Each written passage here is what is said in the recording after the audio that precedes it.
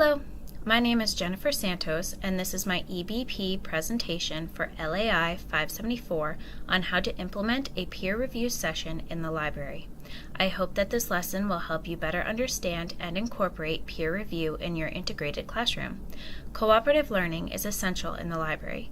We want to make sure that we collaborate with our fellow teachers to ensure all of our students are gaining the most out of each lesson. To achieve this, we make sure to meet with and design lessons with our different subject teachers. This is a demonstration of a collaborative effort with the English department to promote better writing and editing skills. Peer review is an important step for any young writer. Anne Kramer acknowledges that less than 20% of revisions made by students with disabilities result in substantive differences. Therefore, effective instruction is needed to provide students with revision tools extending beyond editing for mechanics. This instruction should focus on structuring revisions, increasing revision skills, and improving quality. When implemented effectively, peer review allows for the students to improve upon and practice their revision skill, which will eventually lead to improved quality of work. Having an extra pair of eyes look over their work will help them to better understand their topic. Also, looking at another peer's work allows the student to work through problems they may have had but had not realized in their own papers. It also reinforces lessons on grammar, sentence structure, organization, and continuity. There are more than just academic benefits to peer review. When practiced consistently, students learn to give constructive criticism, which is a tool they can use in their future endeavors.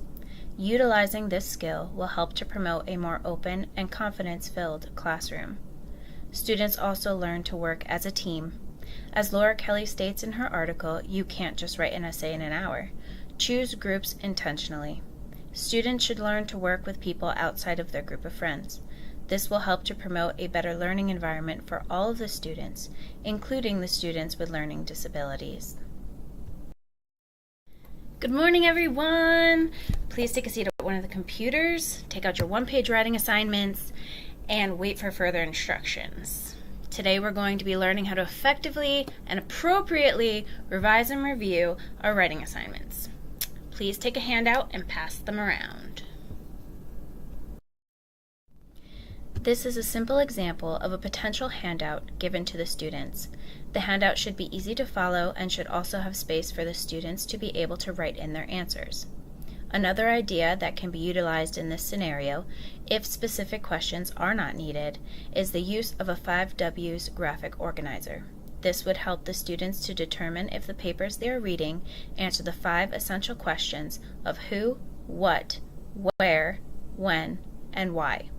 This will also reinforce their reading comprehension skills while also giving them the tools to write more effectively in the future. While you're reading each other's papers, I want you to keep a few questions in mind. Does this paper make sense? Is this paper interesting to read? What could make it more interesting? These questions are listed on your handout. Please write a brief response in your handout for each question. For example, if the paper I'm reviewing is supposed to be about dogs and I'm reading more about cats, does that make sense? No. Okay, good. As far as interest level, an example would be, is a paper about a dog as a pet more or less interesting than a paper about the job of a police dog? Less interesting. Okay, good. Just a quick side note. This could be a good opportunity to utilize response cards or another group answering system to allow you to see that students are understanding the requirements of the assignment. This will allow you to mark who may need more help during the review and rewrite phases of this assignment as well. While you're reviewing each other's papers, I want you to talk to each other and explain why you feel the changes should be made. Give reasons and examples of how you feel the writing can improve. Do not simply say it does not make sense. Only constructive criticism will be tolerated. An example of constructive criticism is, this sentence about cats doesn't really make sense because it does not go with the paper as a whole. You can consider changing it to make dogs the more focus. This is constructive because I give a reason why talking about cats in a paper about dogs does not make sense, and I also give a suggestion about how to fix it using nice language and a calm voice. Make sure to take turns and really listen to your partners.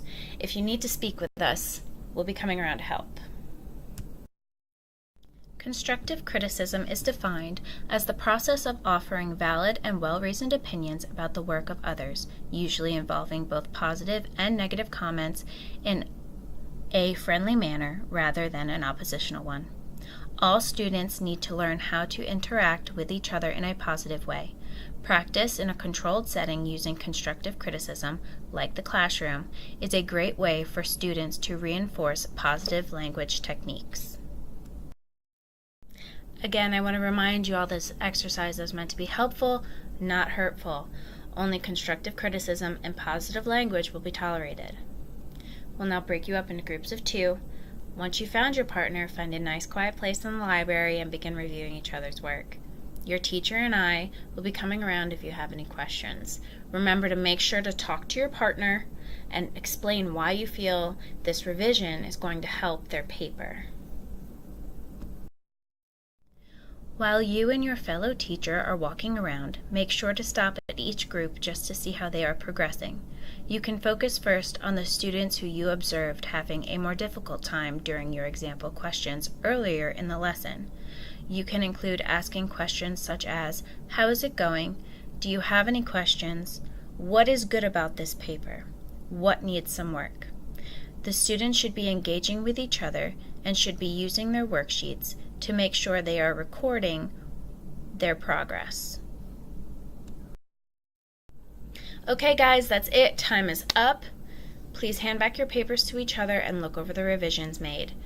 Using the revisions discussed by you and your partner, please revise your paper and hand it in when you're done, along with your handout with all of your revisions. At this point, the students should be writing their revised papers. Make sure to stop and engage with the students. Again, you can begin with the students who are having more difficulty during the revision phase of the assignment. Some questions you can ask them are, does this revision make sense to you? Why do you think your peer thought this should be modified? Each interaction does not have to be long, but it gives students who may be shy a chance to ask questions discreetly. Before you leave the library, please think about this assignment. On the handout I'm giving you, please answer the questions with a check mark in one of the colored boxes. Check green if you are confident with the question being asked, yellow if you are unsure about the question, and red if you're not confident in the topic of the question. Please hand these to me on your way out the door. This is an example handout using the red, yellow, green assessment. The red, yellow, green assessment handout is a quick and easy way for you to gauge whether or not your students gained the important parts of the lesson. Hopefully, after your lesson, a majority of the students have been able to check the green box. Review of the answers your students give you will help you modify the lesson in the future. Please remember that it is important that we as teachers be flexible. This lesson can be adapted and modified to fit classrooms of many different age groups. It can also be modified for students with learning disabilities. Students who are unable to read quickly may be read to by their peers. Also, students who have difficulty writing can be assisted by either teacher. I hope this lesson and demonstration has been helpful. Thank you for your attention.